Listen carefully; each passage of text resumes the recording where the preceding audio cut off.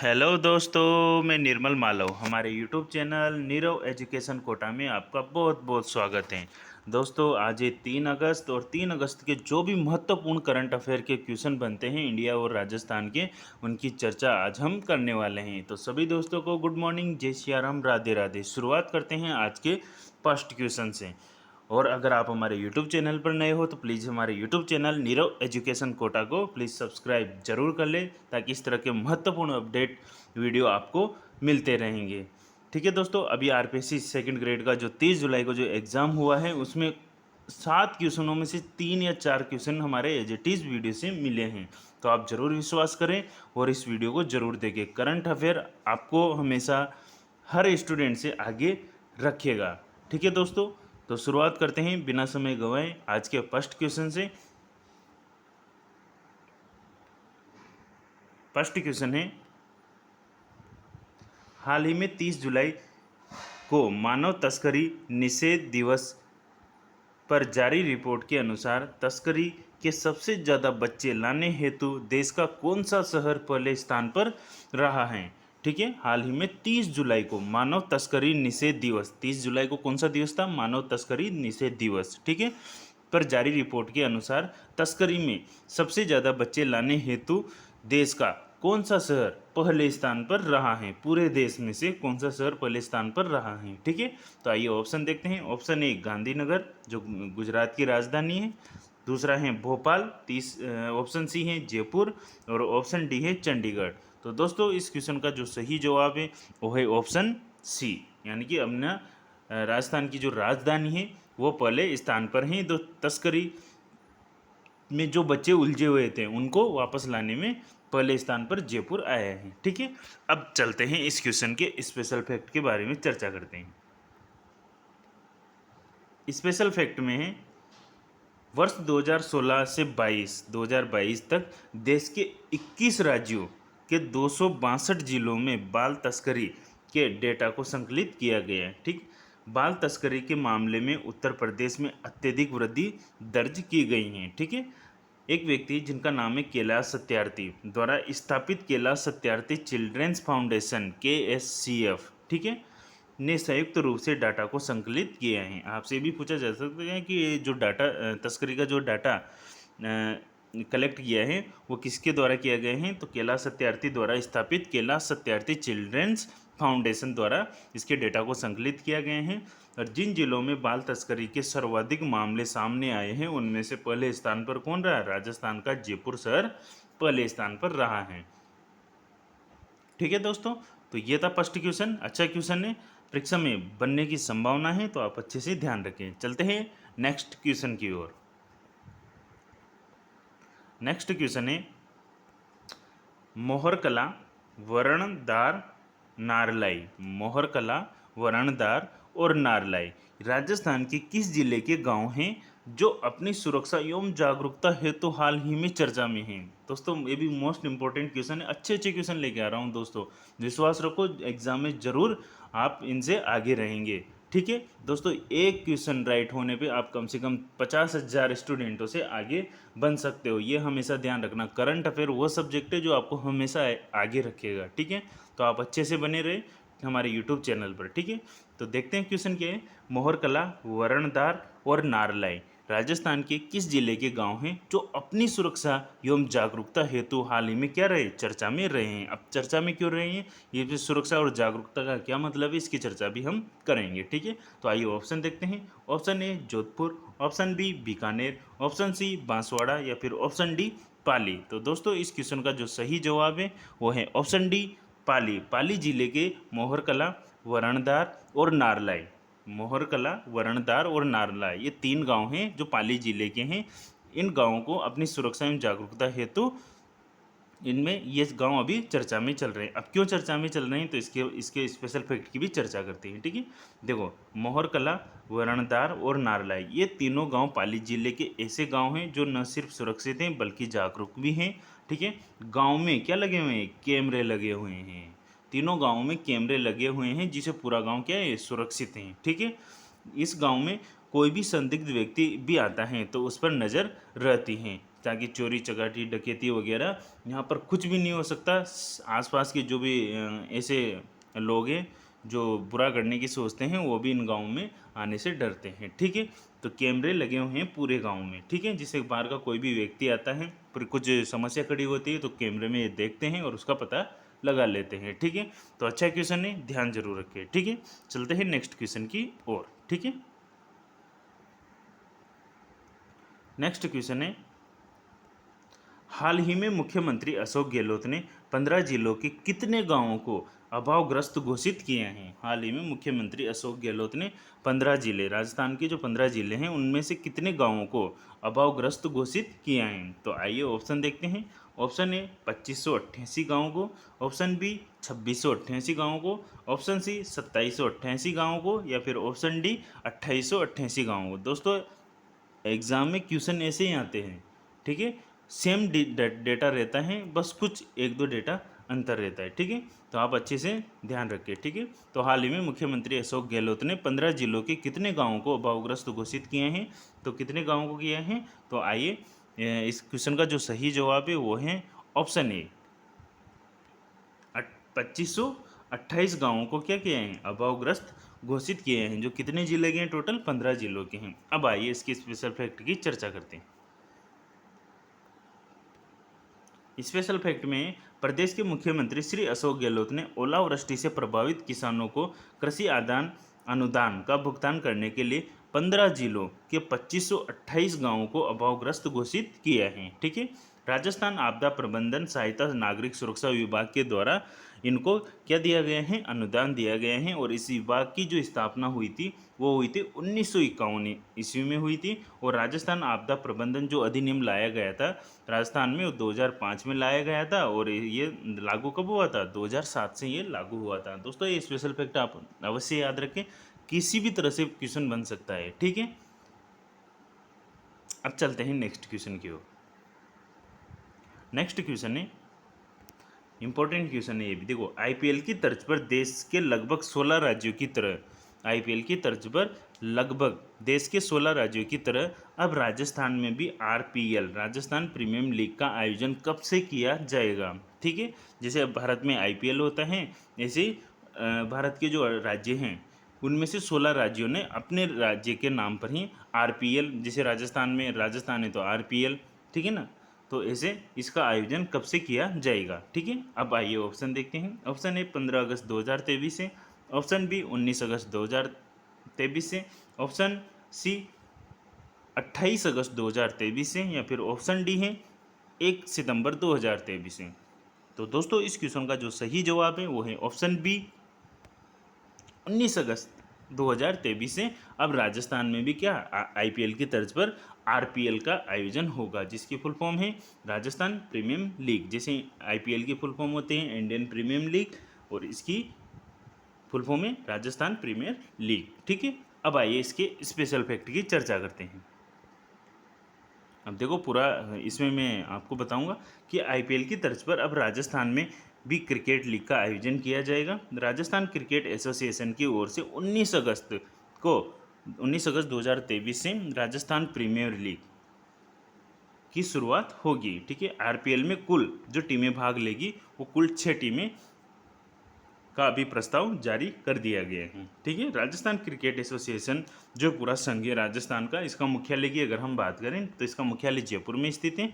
और जो Rajasthan cricket association जिसकी स्थापना हुई थी वो 1931 में राजस्थान क्रिकेट एसोसिएशन की स्थापना अजमेर में की गई थी। ठीक है, कहाँ पर? अजमेर में की गई थी। और वर्तमान में इसके अध्यक्ष कौन है? वैभव गहलोत, जो श्री अशोक गहलोत जी के पुत्र हैं। ठीक है, तो आप ये भी ध्यान रखिए। अब चलते हैं नेक्स्ट क्वेश्चन की ओर।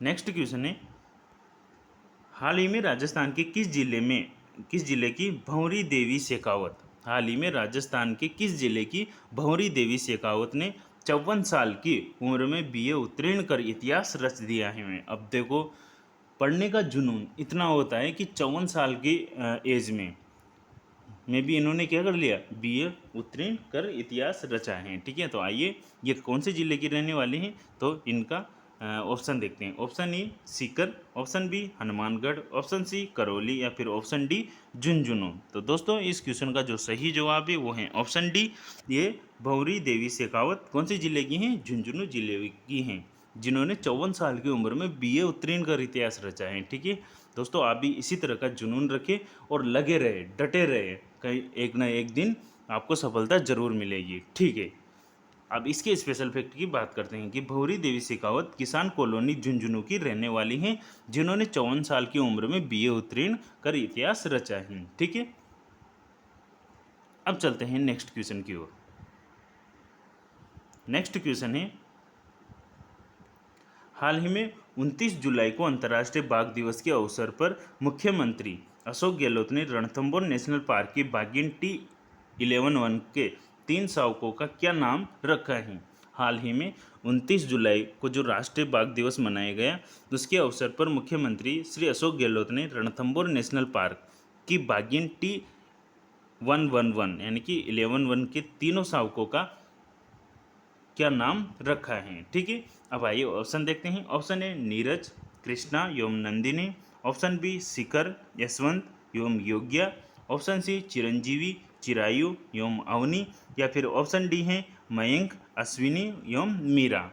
सारे ये जो ऑप्शन है सारे ये सभी किसी न किसी खिलाड़ी के नाम पर रखे गए हैं। ठीक है, अब इसका जो सही जवाब है वो देखते हैं। तो इस क्वेश्चन का जो सही जवाब है वो है ऑप्शन सी चिरंजीवी, चिरायु एवं अवनी। ठीक है, अब इसमें दो तो बाघ हैं और एक बाघिन है, मतलब जो छोटे बच्चे हैं दो तो मेल हैं और एक फीमेल है। ठीक है, नर और मादा जिसको आप बोलते हो। ठीक है, तो हाल ही में 29 जुलाई को अंतर्राष्ट्रीय बाघ दिवस के अवसर पर मुख्यमंत्री श्री अशोक गहलोत ने रणथंभौर नेशनल पार्क की बाघिन T11 के तीनों शावकों का क्या नाम रखा है? तो उनका नाम रखा है चिरंजीवी, चिरायु एवं अवनी। ठीक है, अब आइए इसके स्पेशल फैक्ट की चर्चा करते हैं। अब इसके ये क्वेश्चन एग्जाम में 101% बनेंगे, सारे क्वेश्चन इंपॉर्टेंट है दोस्तों, अच्छे से ध्यान रखना है। ठीक है, इसकी पीडीएफ भी मैं आपको व्हाट्सएप ग्रुप पर शेयर करता रहता हूँ, तो आप इसको भी अच्छे से पढ़ ले। ठीक है, अब देखते हैं इसके स्पेशल फैक्ट के बारे में। ठीक है, देखो स्पेशल फैक्ट में है बाघिन T11 के 3 शावकों में 2 बाघ और एक बाघिन है। ठीक है, इनका नाम क्रमशः चिरंजीवी, चिरायु एवं अवनी रखे गए हैं। अभी एक बाघिन है जिसका नाम तो क्या रखा? अवनी, और 2 बाघ हैं उसका नाम एक का नाम चिरंजीवी रखा है और एक का नाम चिरायु रखा है। ठीक है, अब ये किसके अकॉर्डिंग रखे हैं तो इसका भी हम देख लेते हैं। इस अवसर पर मतलब राष्ट्रीय बाघ दिवस के अवसर पर श्री अशोक गहलोत ने कहा कि वर्ष 2010 में कॉमनवेल्थ गेम्स में स्वर्ण पदक विजेता श्रीमती कृष्णा पूनिया के नाम पर बाघिन T19 का नाम क्या रखा गया था? कृष्णा किया गया था। ठीक है, अब इसी प्रकार अब पैरा ओलंपिक पदक विजेता सुश्री अवनी लेखरा के नाम पर शावक का नाम अवनी रखने का निर्णय लिया है। ठीक है, तो ये ध्यान रखिए, आप अच्छे से ध्यान रखिए। ठीक है ना, अब चलते हैं नेक्स्ट क्वेश्चन की ओर। नेक्स्ट क्वेश्चन है,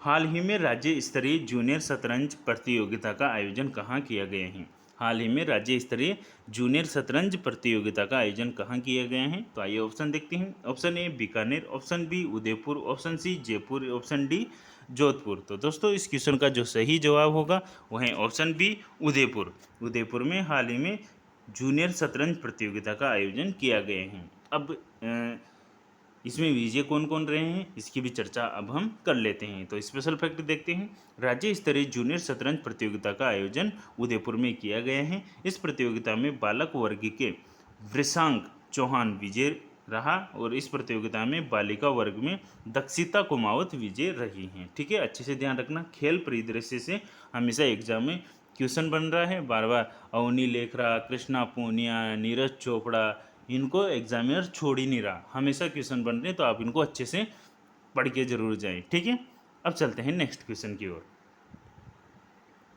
नेक्स्ट क्वेश्चन है, हाल ही में महाराणा प्रताप की प्रतिमा को मॉरिशस देश में स्थापित करने का प्रस्ताव पारित किया गया है। इस प्रतिमा का निर्माण किसके द्वारा किया गया है? अब देखो दोस्तों, महाराणा प्रताप वीर शिरोमणि योद्धा है जो मेवाड़ के इतिहास में हम पढ़ते हैं इनको, तो महाराणा प्रताप की प्रतिमा को मॉरिशस देश में स्थापित करने का प्रस्ताव राज्य सरकार ने पारित कर दिया है। और इस प्रतिमा का निर्माण किसके द्वारा किया गया है? तो आइए ऑप्शन देखते हैं। Option A Mahavir Bharti, option B Nirmala Kulhari और जगदीश भारती, या फिर ऑप्शन डी, ऑप्शन ए या ऑप्शन बी दोनों। तो दोस्तों इस क्वेश्चन का जो सही जवाब होगा वो है ऑप्शन डी, यानी कि ऑप्शन ए और ऑप्शन बी दोनों ने मिलकर महाराणा प्रताप की प्रतिमा का क्या किया है? निर्माण किया है, महावीर भारती और निर्मला कुलहरी के द्वारा। ठीक है, आइए इसके स्पेशल फैक्ट की चर्चा कर लेते हैं। अब ये दोनों कहाँ के रहने वाले हैं राज्य में, तो इसकी भी अब हम चर्चा कर लेते हैं। ठीक है,